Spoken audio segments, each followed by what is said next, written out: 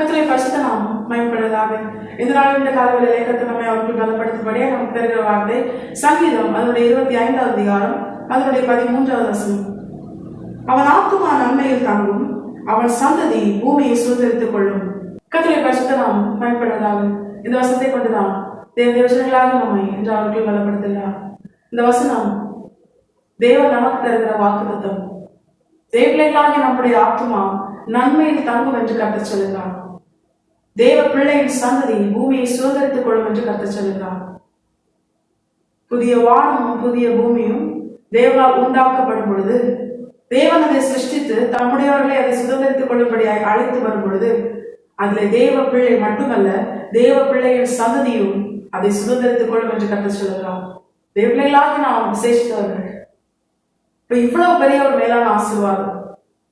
நன்மை என்பது எதை உணர்த்துகிறது? நித்திய நிறைவான நன்மை பரலோக ராஜ்யம் தான். ஆண்டவராக இயேசு கிறிஸ்து தான். நம்முடைய ஆத்துமா அவருக்குள், ஆத்தும நேசராகிய இயேசு கிறிஸ்துவுக்குள் களி கூர்ந்து மகிழ அவருக்குள் தங்க வேண்டும். சந்ததி சந்ததியார் தேவ ஜனங்கள் கர்த்தரால் தரப்படுகிற நன்மையை சுதந்திரிக்க வேண்டும், பூமியை சுதந்திரித்துக் கொள்ள வேண்டும்.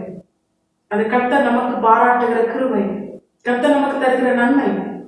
இன்மையிலே எந்தெந்த காரியங்கள் தேவன் நமக்கு வாக்குத்தத்தம் பண்ணி நம்மை நம்ப செய்தாலும் அந்த வாக்குத்தத்தங்களை, அந்த நன்மைகளை நாம் சுதந்திரித்துக் கொள்ளும்படியா, நாம் மாத்திரமல்ல நம்முடைய சந்ததிகளும் அதை சுதந்திரித்துக் கொள்ளும்படியா கர்த்தர் நிச்சயமாய் யாராலும் அதை பறிக்க முடியாத நித்திய நிறைவான ஆசீர்வாதமாய் தேவப்பிள்ளைகளாகி நமக்கு அனுகிரகம் செய்வேன் என்று வாக்கு பண்ணுகிறார். இதுதான் இந்த வசனத்தின் முழுமையான அர்த்தம். அவன் ஆத்துமா நன்மையில் தங்கும், அவன் சந்ததி பூமியை சுதந்திரித்துக் கொள்ளும். தேவன் நம்மை பாராட்டின அன்பினால் இன்று தேவப்பிள்ளைகளாகி நம்மை இந்த வார்த்தையினால் அதிகமாய் பலப்படுத்துகிறார். அவருடைய வருகை பயந்த கர்த்தருக்காக எழுதி பிராசிக்க வேண்டும் என்று தேவன் ஒவ்வொரு நாளும் அவருடைய வார்த்தையினால் நம்மை பலப்படுத்துகிறார். இப்ப இவ்வளவு பெரிய மேலான வாக்குத்தத்தத்தை தேவப்பிள்ளைகளாகி நாம் சுதந்திரிக்க வேண்டுமா? தேவன் நம்மிடத்தில் எதிர்பார்க்கிற காரியம் என்ன தெரியுமா? இதற்கு முந்தின வசனத்தை நாம் வாசித்தோமேனால், கர்த்தருக்கு பயப்படுகிற மனுஷன் எவனோ அவனுக்கு தாம் தெரிந்து கொள்ளும் வழியை போதிப்பார். இந்த வசனம் தான் அதற்கான பதில். தேவர்களாகி நாம் கர்த்தருக்கு பயப்பட வேண்டும். கர்த்தர் நமக்கு அவருடைய வழியை போதித்து நாம் அதிலே நடக்கிறவர்களாய் இருக்க வேண்டும். இப்படிப்பட்ட அனுபவம் யாருடைய வாழ்க்கையில் இருக்கிறதோ அவர்கள் வாழ்க்கையில் தான் அந்த மனுஷனுடைய ஆத்மாதான் கர்த்தரால் தரப்படுகிற நன்மையில் தங்கும். கர்த்தர் தருகிறது மட்டும்தான் நன்மை. சொல்லப்போனா கர்த்தர் மட்டும்தான் நன்மை. நன்மையான எந்த ஈவும் பூரணமான எந்த வரமும் பரத்திலிருந்து உண்டாகி ஜோதிகளின் பிதாவினிடத்திலிருந்து இறங்கி வருகிறது. இப்ப நன்மையே பரலோகத்துலதான் உருவாக்கப்படுகிறது, உண்டாகிறது. இப்ப பூமியிலிருந்து ஆண்டவர் நமக்கு தராமல் உலக பிரகாரமா, உலக மாமிச பிசாசு இப்படிப்பட்ட காரியங்கள் நமக்கு நன்மையை தருகிறது அல்லவா? அது நன்மையே கிடையாது. நிச்சயமா என்ன இருக்கும்? அதுல அந்த நன்மையை அனுபவிக்க விடாதபடிக்கு ஒரு வேதனை இருக்கும். ஏன்னா வேதம் தெளிவா சொல்லுவது, கர்த்தர் தருகிற ஆசீர்வாதம் ஐஸ்வரியத்தை தரும், அதனுடைய அவர் வேதனையை கூட்டார். உண்மையான நன்மை என்பது வேதனை இல்லாமல் ஐஸ்வரியத்தை தருகிறதா இருக்கும். அது பரலோகத்திலிருந்து மட்டும்தான் நமக்கு கிடைக்கும். அப்படிப்பட்ட நன்மையை நாம் பெற்றுக்கொள்ள வேண்டுமானால் நம்முடைய ஆத்மா நன்மையாகி ஆண்டவராக இயேசு கிறிஸ்துவிலே அது தங்க வேண்டுமானால், தேவப்பிள்ளைகளாகி நம்முடைய சந்ததி பூமியை சுதந்திரித்துக் கொள்ள வேண்டுமானால், இப்பொழுது இருக்கிறதை மட்டுமல்ல இனி வரப்போகிற புதிய வானத்தையும் புதிய பூமியையும் நித்திய நித்தியமாய் கர்த்தரோடு வாழ்ந்து ஆளுகை செய்யும்படியா நாமும் நம்முடைய சந்ததியும் சுதந்திரித்துக் கொள்ள வேண்டுமானால் நாம் கர்த்தருக்கு பயப்படுகிறவர்களாகணும். இன்னைக்கு எந்தெந்த காரியத்துக்கெல்லாமோ பயப்படுறோம். உலகம், மாமிசம், பிசாசு, மனுஷர்கள், அதிகாரம், பணம், என்னென்ன காரியத்துக்கெல்லாமோ மனுஷன் பயந்து யாருக்கு பயப்படணுமோ அவருக்கு பயப்படாம துணிகரமா பாவம் செய்யலாம். இன்று கர்த்தர் தேவப்பிள்ளைகளாகி நம்மை எச்சரித்து அவர் உணர்த்துகிற காரியம் கர்த்தருக்கு பயப்படும்.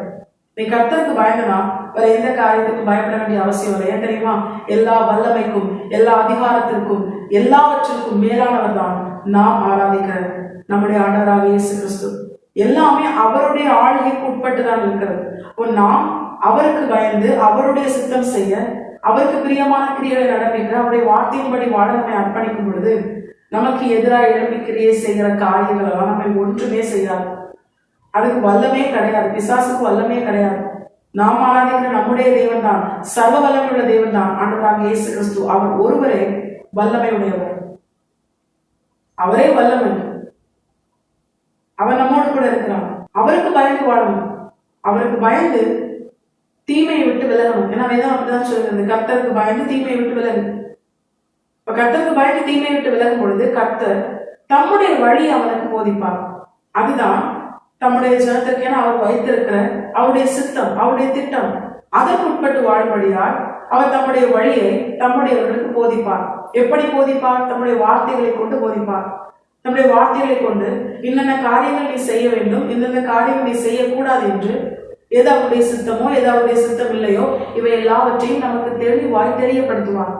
அப்படி அவர் தம்முடைய வழியை போதிக்கும் பொழுது அதை முழு மனதோடு ஏற்றுக்கொண்டு அவருடைய சித்தத்தை செய்ய, அவருடைய திட்டத்திற்குட்பட்டவர்களாக வாழ, அவரை பிரியப்படுத்த, அவருடைய வார்த்தைக்குட்பட்டு வாழ நாம் நம்மை முழுமையான கர்த்தரை பார்த்து அர்ப்பணிக்கும் பொழுது தேவர்களாகி நம்முடைய ஆத்மாவை நன்மையில் தங்க பண்ணவும், நம்முடைய சந்ததியை பூமியை சுதந்திரித்துக் கொள்ளவும் கர்த்தர் நமக்கு கிருபை செய்வது, நம்மை ஆசீர்வதித்து நம்மிலே சர்வவல்லமையுள்ள தேவன் மகிமைப்படுவது அது நிச்சயம். தேவர்களாக நாம் இந்த வசனத்தை கீழ்ப்படிந்து வாழ நாம் நம்மை முழுமையான கர்த்தரை பார்த்து அர்ப்பணிப்போம். கர்த்தர் இந்த வசனத்தை கேட்ட அனைவரையும் ஆசீர்வதித்து வழிநடத்துவாராக. கர்த்தரை பரிசுத்த நாம் மட்டுமே மகிமைப்படுவதாக. மாரநாதா இயேசு வருகிறார். ஆயத்தமாகவும் தரை ஆயத்தப்படுத்துவோம். ஆமென். என்பலன் ஒன்றுமில்லை என்று நான் அறிவேன், அவர் பலனின்றும் குறையவில்லை.